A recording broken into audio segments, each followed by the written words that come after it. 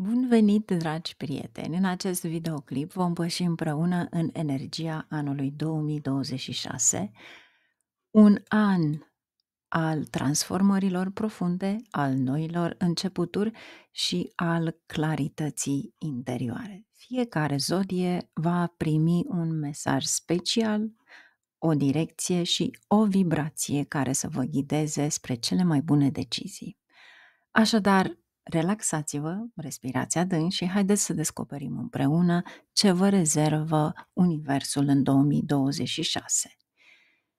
Înainte de a începe, pentru 2026 veți avea horoscopul lunar pe canal pentru fiecare semn zodiacal și pe site, linkul în descriere, aveți remedii practice pentru fiecare semn zodiacal, bazat pe energiile planetare ale semnului zodiacal la pagina Remedii. Nu înainte de toate, va fi de fapt și un videoclip cu numerologie și însemnătatea anului cu numărul 1, care este de fapt 2026. Și acum haideți să mergem să vedem, aici aveți imaginea ascendentului Leu. Numerele pe care le aveți în mijloc sunt de fapt casele, care întotdeauna sunt fixe.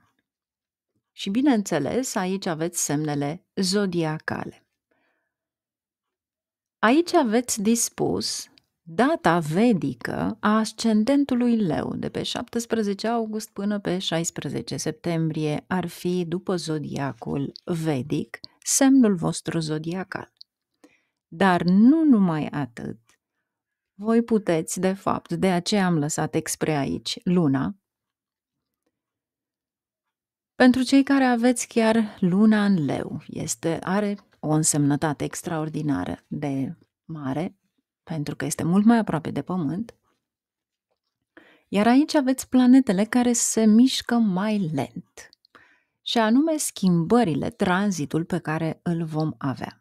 Bineînțeles că nu putem avea și tranzitul celorlalte planete datorită datelor, sau mai bine zis, duratei în care ele stau într-un semn zodiacal. Jupiter stă între 12 și 13 luni. Și aici vă spune că tranzitul respectiv pe 1 iunie va intra în Rac, Cancer în engleză, și asta înseamnă că va fi ceva de o mare expansiune, pentru că Jupiter este exaltat, are o putere foarte mare în Rac. După care, pe 31 octombrie, va trece în Leu. Aici vorbim de astrologie vedică.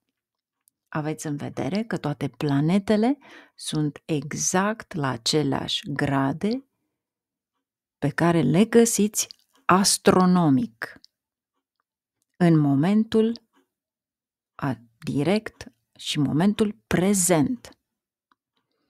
Am mai spus, astrologia western deviază pentru că are o diferență de peste 23 de grade, pentru că nu a pus în calcul că în rotația Pământului se pierde aproape 1 grad în fiecare an. Acest lucru îl puteți vedea pe canalul meu. Aveți multe exemple, precum și ascendentul și explicații de acest gen.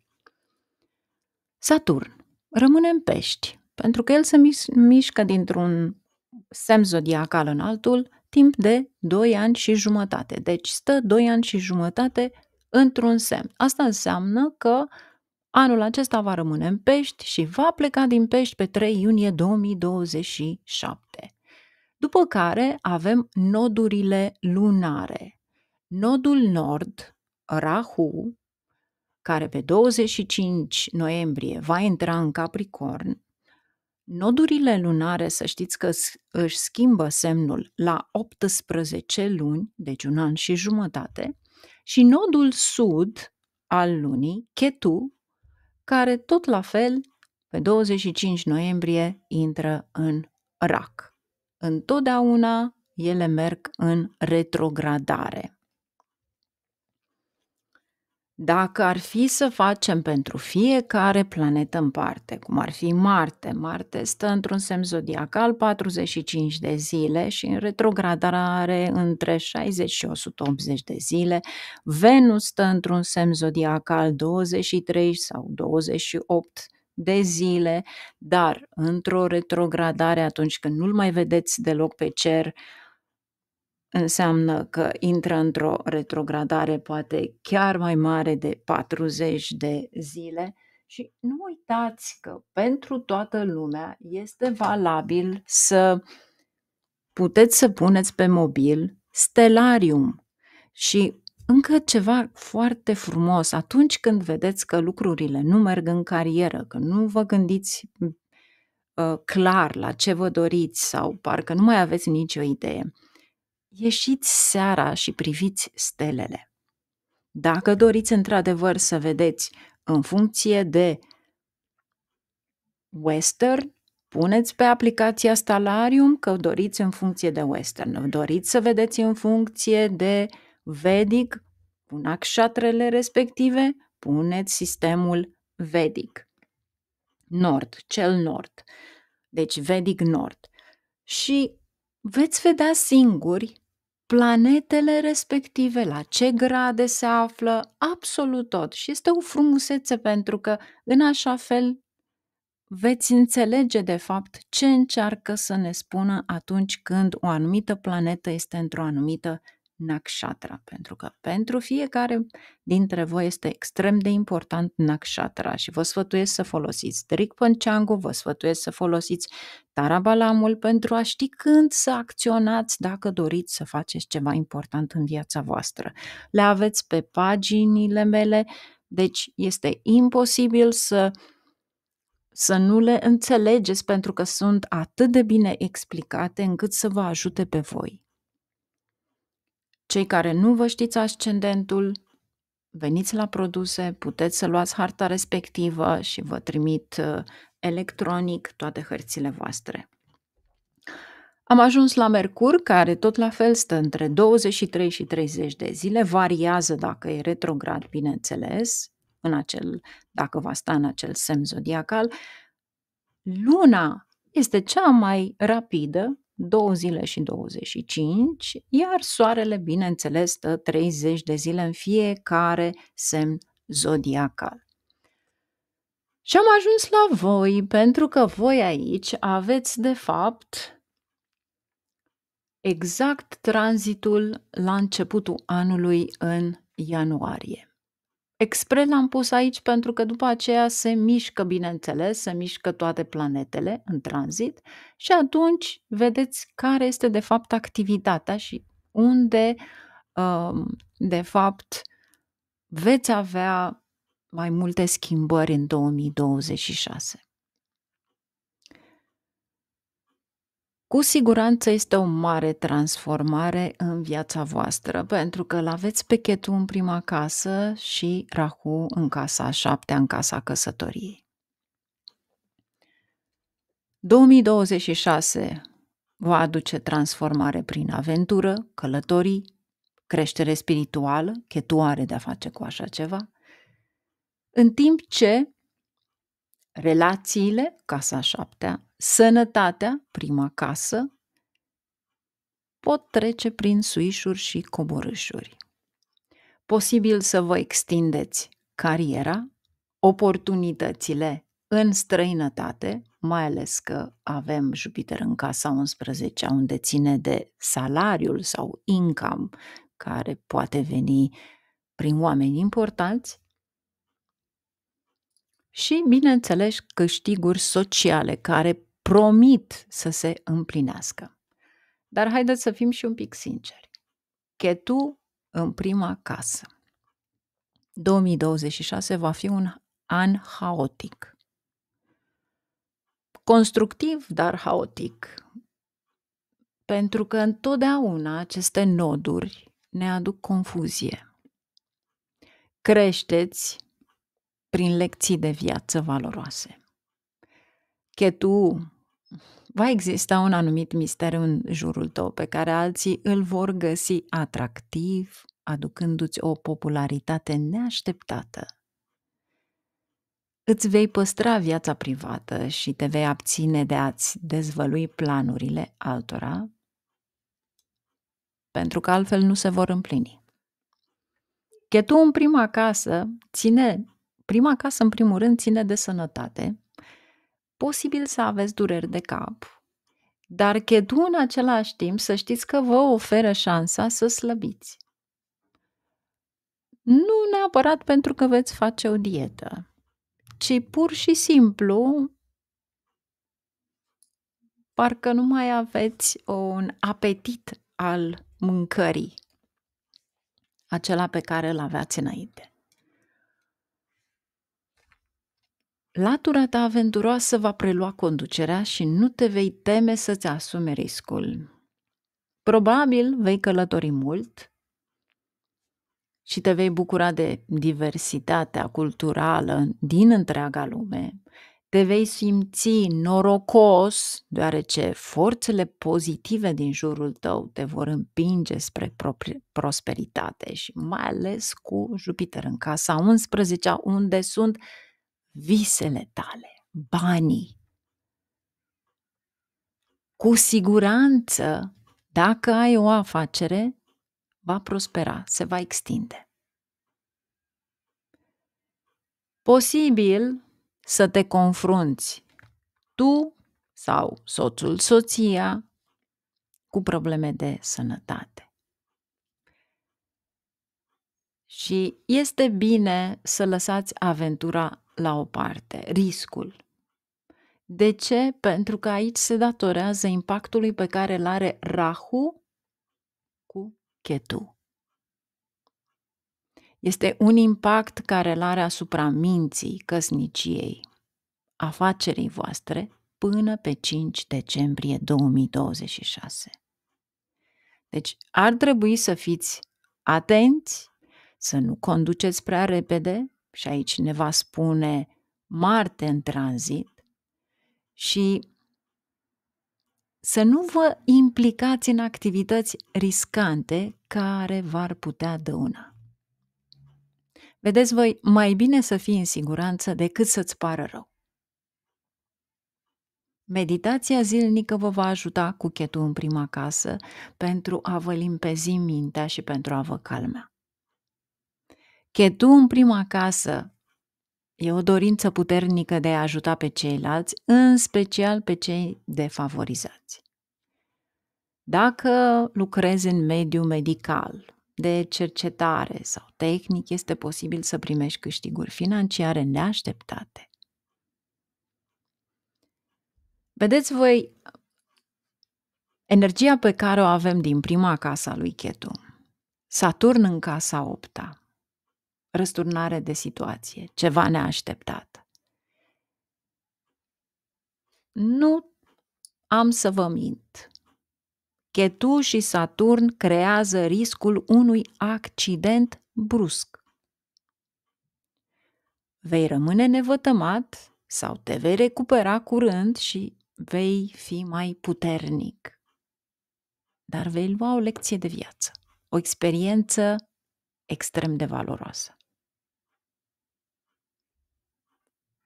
Chiar dacă frustrarea ta îți poate întuneca mintea, dar trebuie să accepți niște lucruri. Este ca și cum se ia ceva. Asta nu înseamnă că toți cei care aveți ascendentul în leu se va întâmpla ceva. Depinde de harta fiecăruia. Dar acest contrast se vede extrem de mare, pentru că Saturn nu se mișcă de acolo și Ketu va fi acolo până în noiembrie. De aceea, fiți atenți la cum conduceți. În plus, casa 8-a ține de socri. Cei care aveți socri, relația voastră va fluctua. Ca să nu spunem că vă scoateți ochii, vă certați. Există posibilitatea de a te decepționa în căsnicie sau în dragoste. Pentru că Saturn îți influențează relațiile. Este a 12-a casă de la a 7-a. cu siguranță va fi ceva. Este esențial să stabilești o comunicare clară cu partenerul tău despre nevoile, așteptările și limitele relației tale. Vei fi binecuvântat cu câștiguri financiare și prosperitate, noi oportunități și câștiguri financiare care cu siguranță vor veni datorită extinderii cercului tău social, pentru că îl ai pe Rahu în casa 7-a. Rahu înseamnă comunicare online. De asemenea, poți câștiga prin investiții și pe piața bursieră, deoarece Jupiter îți susține câștigurile până pe 2 iunie 2026. Investițiile străine făcute în această perioadă vor aduce randamente bune mai târziu. Este posibil să primiți o ofertă de muncă într-o țară străină, iar problemele de sănătate s-ar putea diminua după 2 iunie. Vă veți bucura de viața socială, câștiguri financiară, creștere spirituală, dar totuși s-ar putea să vă confruntați cu anumite probleme de sănătate și, bineînțeles, complexități relaționale. De ce? Pentru că Rahu îl avem aici în casa a 7-a. Dar cu rezistență, abilități puternice de comunicare, eu zic că veți trece peste orice tip de obstacol și veți profita în acest an de ceea ce vă aduce ca câștig. Pentru lei, progresul va fi silențios. Această schimbare, puterea intuiției, creativitate, se va intensifica datorită lui Ketu în prima casă. Poți lua în considerare încheierea de noi parteneriate de afaceri sau extinderea afacerii tale, lucru care ar trebui făcut cu prudență. De ce? Pentru că Rahu este în casa a 7-a. Poți primi oportunități bruște pentru colaborări sau proiecte în străinătate. Cu toate acestea, pot exista perturbări bruște în planurile tale, deoarece Saturn îți va pune la încercare răbdarea din casa 8-a.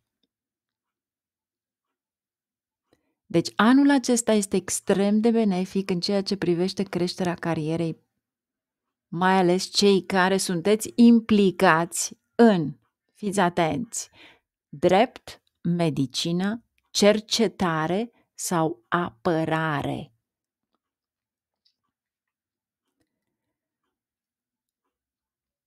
Evitați să faceți acorduri verbale și să vă grăbiți să intrați într-un nou parteneriat cu Rahu.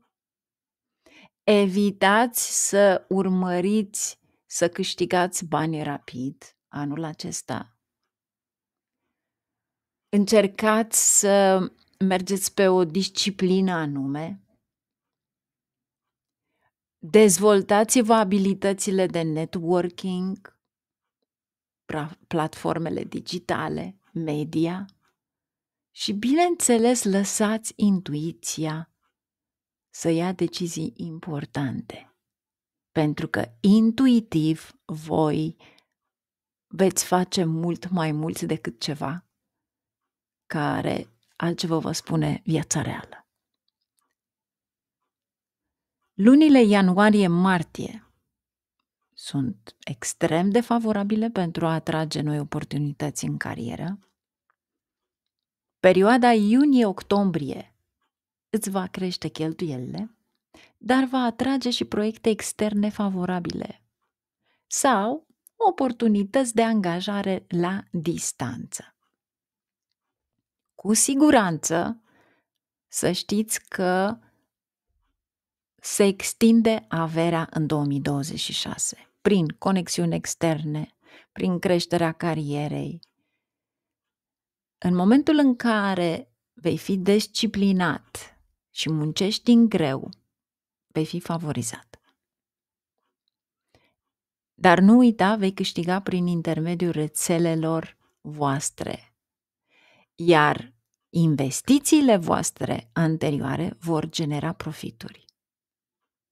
Jupiter te ajută să îți extinzi cercul social, ceea ce îți aduce din start noi oportunități. Este posibil să cheltuiți pe bunuri de lux și să călătoriți anul acesta, iar unii dintre voi s-ar putea să fie nevoiți să cheltuiți poate pe probleme juridice sau pentru a rambursa datorii. Deci nu uitați încă o dată, problemele juridice sunt legate și de Saturn. Trebuie să solicitați asistență și sfaturi de la un consultant financiar pentru a vă proteja finanțele și a face investiții bune. Încrederea voastră va crește în ultimile 2 luni ale anului și veți cheltui niște bani pentru a vă îmbunătăți abilitățile, sau mai bine zis, poate doriți să luați o diplomă într-o nouă experiență, ceva la care să vă propulseze. Dar încă o dată, Saturn, să știți că vă va da bătaie de cap. Finanțele voastre comune și problemele legate de moșteniri ar putea încetini din cauza lui Saturn. Iar influența lui Ketu vă va face detașați și introvertiți. Cei care depun eforturi constante vor deveni mai puternici, mai înțelepți și mai bogați. Eu aș spune să încercați să creați un buget lunar și încercați să-l respectați. Optați pentru opțiuni de investiții sigure și fără riscuri. Mențineți o disciplină financiară și eviți cheltuielile excesive, pentru că altfel te trezești fără bani. Păstrează-ți planurile financiare pentru tine și nu le împărți cu nimeni, absolut cu nimeni. Faceți investiții străine și începeți o afacere străină după o inspecție extrem de atentă. Încă o dată, Rahu în casa 7-a. Cu siguranță câștigurile tale vor crește datorită abilităților tale de networking și investițiilor anterioare din perioada lui ianuarie-iunie. Vei avea o creștere a averii tale și vei face de asemenea investiții imobiliare de succes în această perioadă dacă vrei să cumperi ceva, vrei să vinzi ceva sau pur și simplu